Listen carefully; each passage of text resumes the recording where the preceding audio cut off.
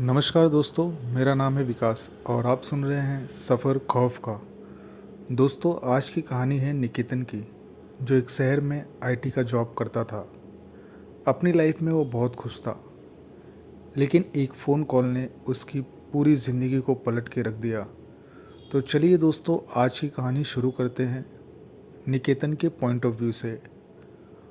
रोज़ की तरह मैं ऑफ़िस गया था और शाम को काम से छूटने के बाद ऑफ़िस से बाहर निकल ही रहा था कि मेरे एक पुराने दोस्त का कॉल आया, जो मेरे काफ़ी क्लोज था, पर हम कई सालों से एक दूसरे से मिले नहीं थे।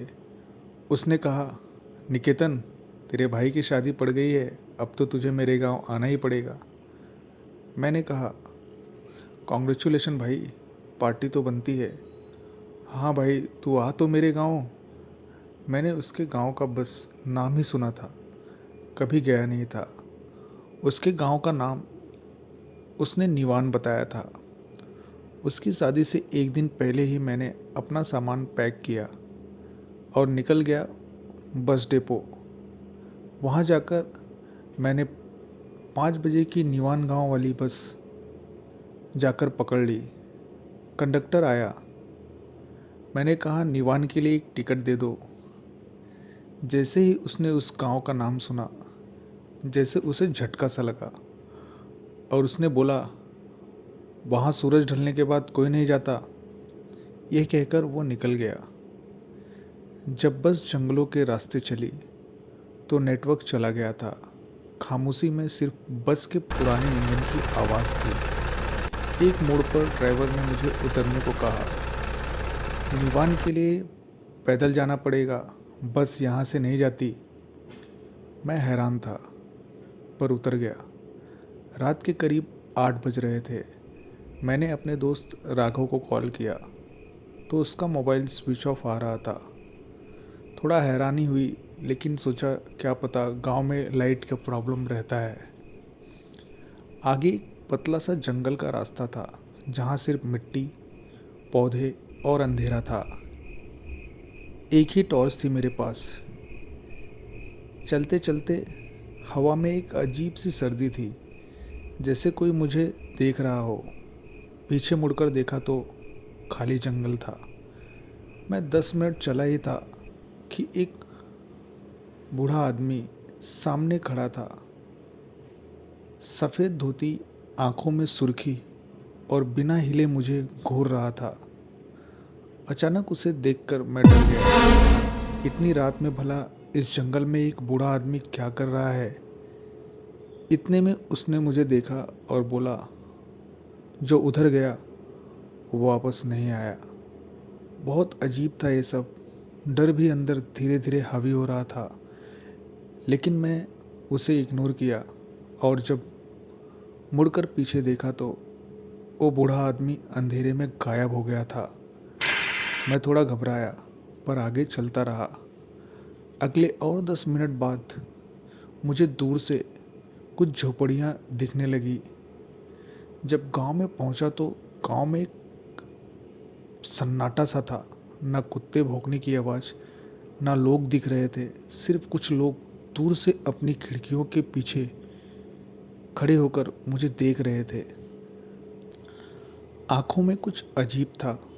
मैंने एक घर का दरवाज़ा डरते हुए ठोका तो एक औरत ने दरवाज़ा खोला, जिसने साड़ी से घूंघट लिया हुआ था। मेरे बोलने से पहले ही उसने कहा, आप राघव के दोस्त हो ना? वो तो कब का गया? मैं हैरान, क्या मतलब गया? मैं तो उसके फ़ोन पर आया हूँ यहाँ। उसने सिर्फ सिर हिलाया और कहा, उसके परिवार वालों ने 2 साल पहले ये घर छोड़ दिया था, उसकी मौत के बाद। मेरे पैरों तले ज़मीन खिसक गई।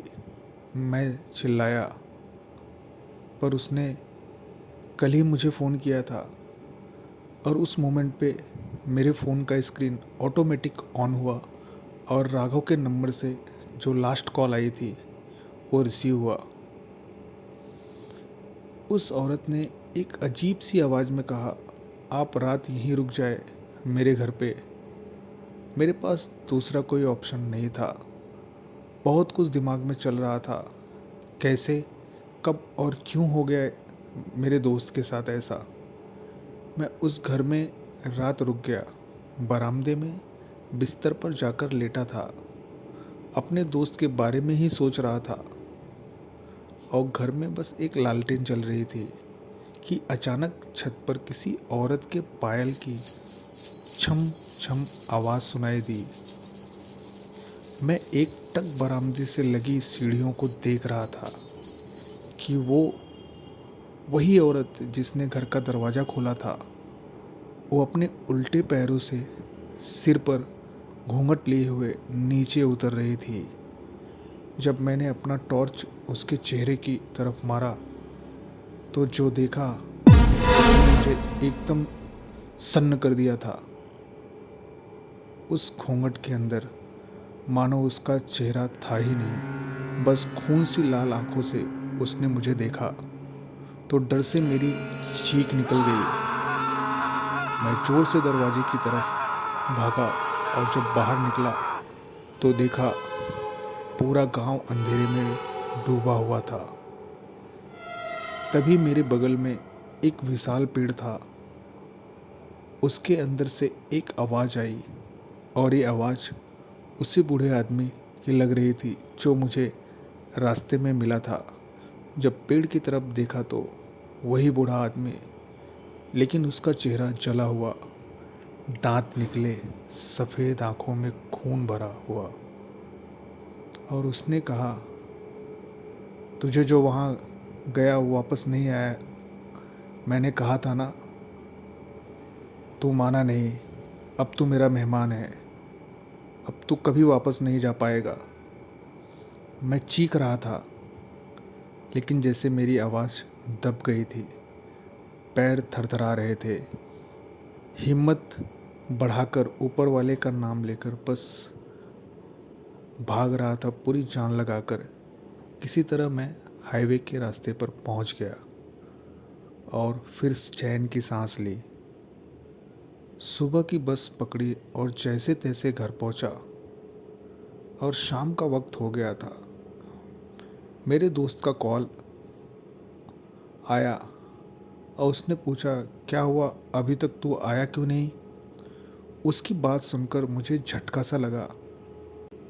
एक्चुअली जिस गांव में मैं पहुंचा था वैसा गांव एग्जिस्ट ही नहीं करता।